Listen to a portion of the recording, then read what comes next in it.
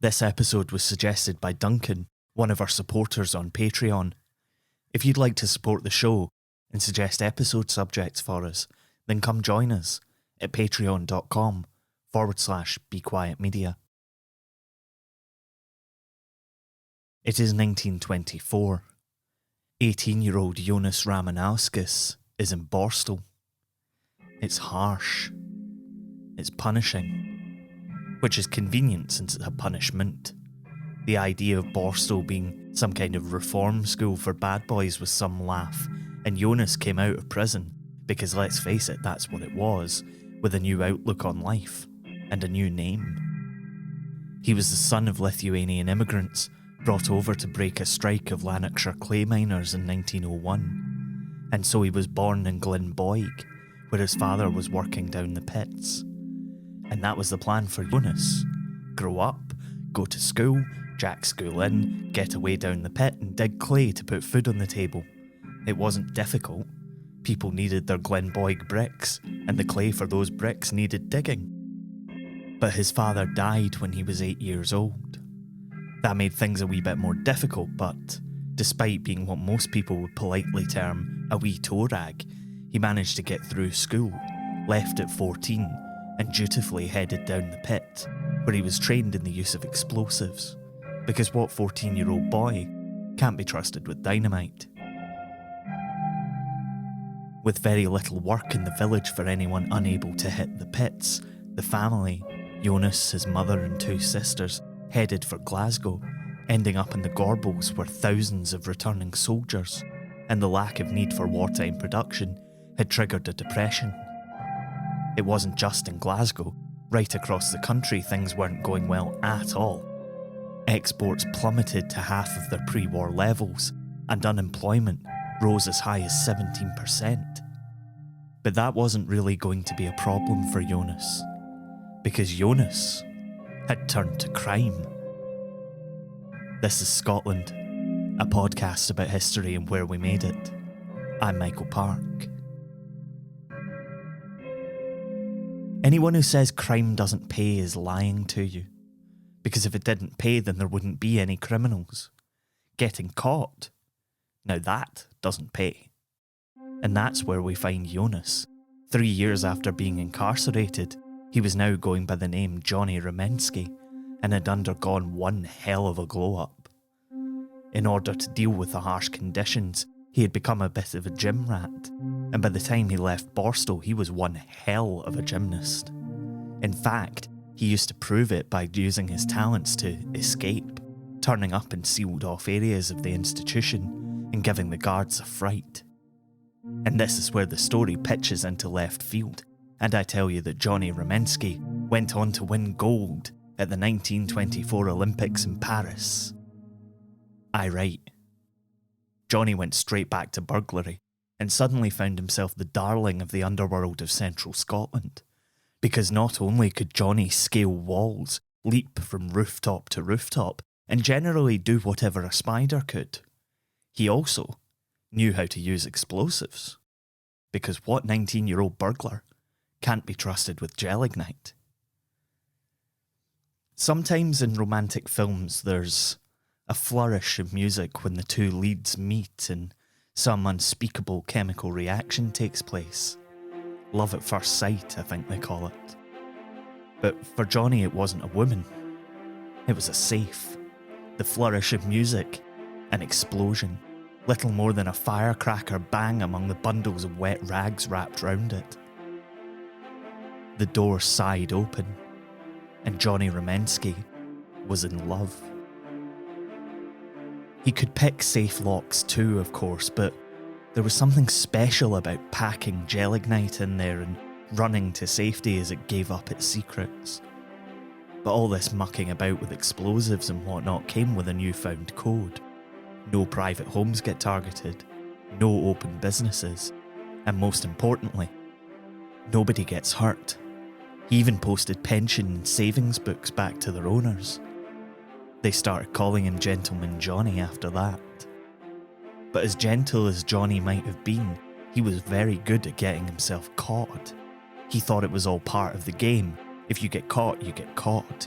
You take it with good grace and get on with the prison sentence. So between his release from Borstal and getting married to his beloved Daisy in 1931, he was back inside another 2 times. Just before his release from Berlini, 3 months before his wedding, he climbed a 60-foot drain pipe and sat on the roof in protest at being moved from his favoured prison in Edinburgh. They were nicer to him there. He tried to go straight when they let him out, but it didn't take. He ended up back inside, sentenced to hard labour in Peterhead Prison. Nobody had ever escaped from Peterhead Prison. So in November 1934, in the middle of a blizzard, Johnny Rumensky became the first person to escape from Peterhead Prison. He got 22 miles before they found him. He was in and out 1 or 2 more times. You start to lose count a bit before he got another 5-year stretch in 1938. He took it with his usual good grace and wrote to the prison governor to inform him of an unexploded charge hidden in one of the uncracked safes. Nobody gets hurt.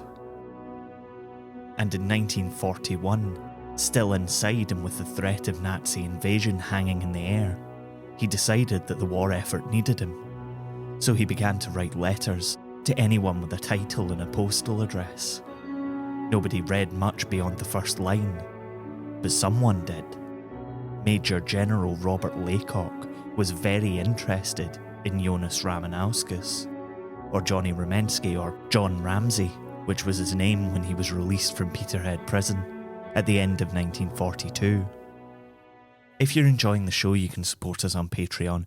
We do loads of fun stuff for as little as £3 or $3, and we're going to be adding an exclusive little mini show for our patrons over the next couple of months as well. Come and get involved at patreon.com/BeQuietMedia.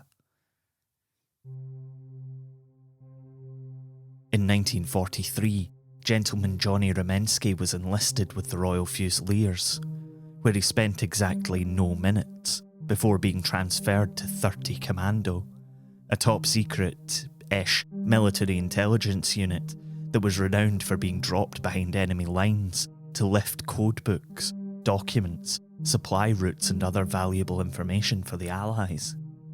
To do this, they would use any means necessary. Because what 36-year-old commando can't be trusted with gelignite? It is the 4th of June 1944. Rome has been declared an open city by the Italian government in an effort to avoid any further destruction by Allied bombing raids. Miles away at Monte Cassino, the Allied forces had suffered incredible losses as they tried to take a German-held monastery on a hilltop. By the time they reached Rome, they're thankful that there's not too much resistance. The Germans occupying the city are allowed to withdraw as the Allies begin to advance. The general in charge is hailed as a genius, since he has managed to take the city with minimal loss of life and minimal damage. Little did they know that the decision to allow the German Wehrmacht to retreat would cost thousands of lives in the weeks to follow. But that's not the story. Because as the Allies roll up the road with the Italians, who had switched sides following the overthrown public hanging of Mussolini, there's a burglar in the German embassy. The place isn't empty yet, and as the remaining staff try desperately to burn or pack anything that they don't want to fall into Allied hands, the burglar stalks the upper floors. On the outskirts of the city, artillery is falling all around, avoiding Europe's cultural capital as carefully as they can. They'd incurred the wrath of the Vatican and didn't fancy doing it again. The booming helps the burglar. He moves from room to room, office to office, putting blobs of something that looks like plasticine. Cracking safes takes time, and the safes in embassies have fail-safes on fail-safes. So, sure, what he's cracking aren't safes, they're reinforced doors to protect documents and book rooms, but it's still cool. And as the artillery guns crack on the outskirts of the city, in the rooms of the German embassy, there are tiny little booms. as each lock in turn pops open. The door swings and gentleman Johnny Ramensky takes whatever documents he can grab, and he disappears into the Roman sunshine with his little team of commandos and partisans, as if they were never really there at all.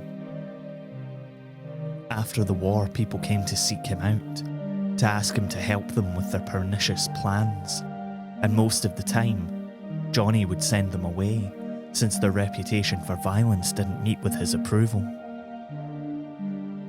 Cracking safes was an art, crime was an art, and he couldn't keep away. He was in and out of prison for the rest of his life, always caught and taken in the most understanding of moods. He was doing his job. The police were doing theirs. And maybe they rolled their eyes that day in 1970 on the roof of a shop in Ayr, where Johnny Ramensky was trying to shimmy through a skylight to blow yet another safe. Because what 64-year-old burglar can't be trusted with explosives? Certainly they all came out 2 years later, the detectives who'd spent their time trying and, let's be honest, often succeeding in arresting gentle Johnny. They came to his funeral when he died of a stroke in Perth prison. He had spent more than half his life in prison, escaped 5 times, eluded the authorities, created a legend that is so full of embellishment and assumptions that finding the real truth among the rubbish is very difficult indeed.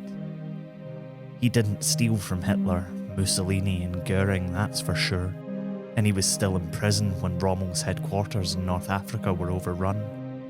He's the vessel into which rumour on rumour and legend upon legend are poured, and somewhere, in the middle, there's the truth.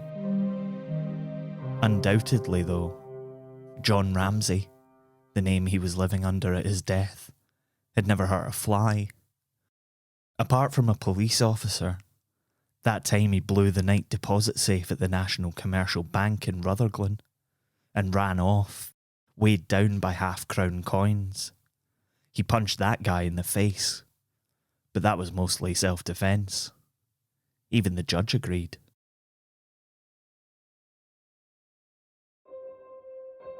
You've been listening to Scotland. It was written and produced by me, Michael Park, and is a production of Be Quiet Media. The music for every episode of Scotland is by our very own Safecracker, Mitch Bain. You can check out more of his work at mitchbain.bequiet.media. Jamie Mowat does amazing illustrations for us, which you can see in our episode art. Check out more and buy prints at tidlin.com. Scotland is supported by Chris Lingwood and listeners like you on Patreon. You can get loads more from us for as little as $3 a month at patreon.com/bequietmedia. You can find out more about the show and read transcripts on our website, scotlandpodcast.net, and we're on Twitter, Facebook and Instagram too. Find us by searching Scotland, a Scottish history podcast. Thanks for listening. Look after each other. Wear a mask. Get vaccinated if you can. We'll see you next time.